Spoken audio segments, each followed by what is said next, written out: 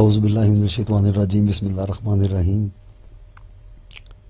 یہ ناظرین اب آ گیا ہے فیصل آباد کا جنوری کا مہینہ 2019۔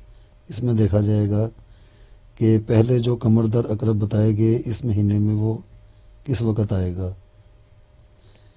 یہ دن وہی رہے گا، سال بھی وہی ہے، جنوری کا مہینہ ہے، وہی اس کی یہ ساری پوزیشنیں پیچھے وہی یہ بتایا بھی ہے۔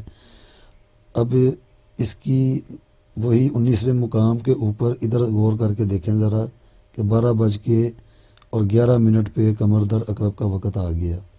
یہ فیصل آباد کے دیے ہے، جبکہ جو پچھلا بہاولپور والا جو تھا اس میں 12:19 تھے، یہاں پہ 12:11 پہ ہے، اتنا فرق آ گیا۔ اب اس مہینے کو جلدی جلدی سمیٹیں گے تاکہ پھر آگے بڑھ کے اور آسانی پیدا ہو جائے کہ یہ کیا چیز ہے، یہ کیا ہے۔ یہ 7:06 ہیں، پہلا مہینہ، اب سب کچھ وہی ہے۔ تو اس کو ذرا دیکھیں گے کہ جنوری کا مہینہ جو ہے یہ والا یہ کس طرح اپنے وقت بدلتا چلا جائے گا۔ 7/6 پہ یہ شروع ہوا، پہلی تاریخ سے۔ یہ 7 تاریخ کو 7/7 پہ ہے، جبکہ پیچھے 6 کے اوپر بھی یہ بدل گیا ہوا ہے۔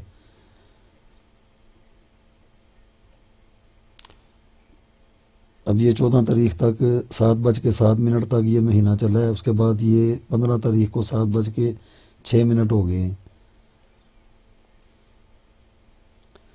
اب 20 تاریخ کو اور یہ 21 ہے، 7:05 ہو گئے ہیں۔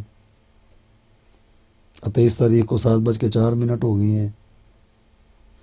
26 تاریخ کو 7:03 ہو گئی ہیں۔ 28 کو 7:02 ہو گئی ہیں۔ 30 تاریخ کو 7:01۔ 31 کو 7:01۔ یہ اس کا پورا یہ ایک مہینہ جنوری کا اس طرح گزر گیا۔ اس میں تو کوئی نہیں ہے، تو اس کو پیچھے جا کے دیکھیں گے 30 تاریخ کے اندر کہ 19 تاریخ کو یہ 4:47 کے اوپر قمر در عقرب چلتا رہا ہے۔ اس کے وقت آتے رہے ہیں، اس کا سارا کچھ چلتا رہا ہے، لیکن وقت اس کے بدلتے چلے گئے ہیں۔ وقت ایک جیسا نہیں رہا، جو مقام ہے، منزل ہے، اس کا درجہ، منٹ، حاکم ستارے، حاکم برج اور نظر، لیکن یہ سارا کچھ تو وہی رہا ہے، لیکن اس کے وقت جو ہیں فیصل آباد کے جو لوگ رہنے والے ہیں یہ ان کے لیے ہوگا۔ وہ بہاولپور والا نہیں استعمال کریں گے، جو بہاولپور والے ہیں وہ لاہور والا نہیں استعمال کریں گے، لاہور والے یہ والا نہیں استعمال کریں گے۔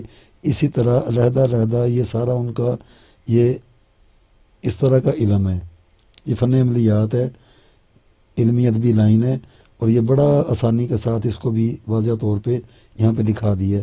آگے اور بھی بہت سارے آگے شہر ہیں، ان کا بھی یہ سارا وقت کا ہی ہوگا۔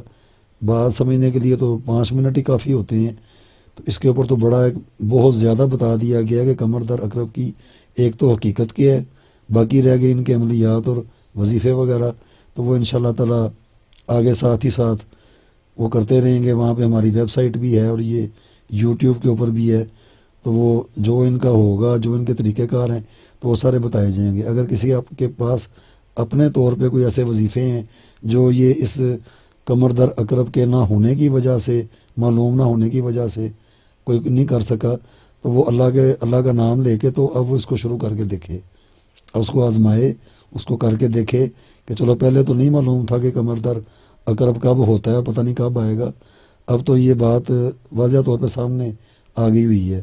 تو اسی طریقے سے غور کر کے، توجہ کر کے خود اپنے ہاتھ میں قلم پکڑیں اور کاغذ کے اوپر اس کو بناتے چلے جائیں۔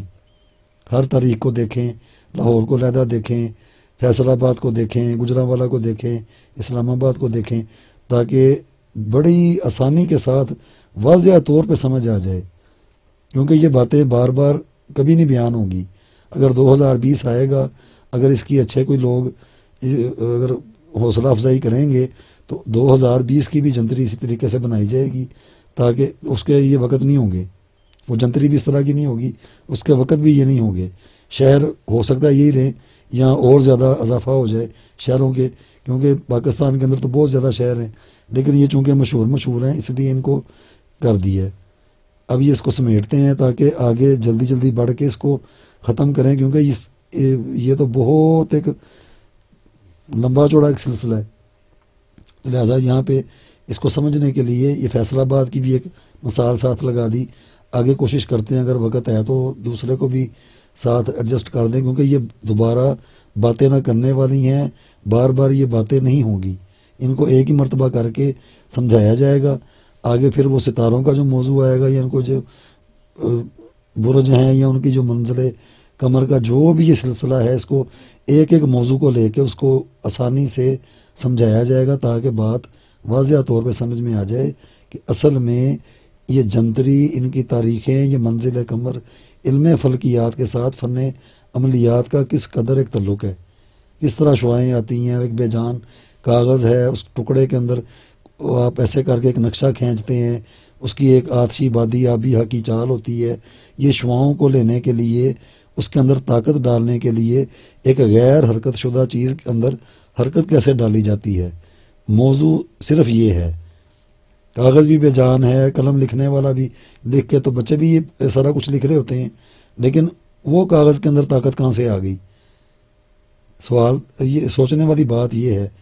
یہی چیزیں سارا کچھ تو بچے اسکولوں میں بھی جا کے پڑھتے ہیں، لیکن ان کے اندر یہ تصویریں کیوں نہیں ہوتی؟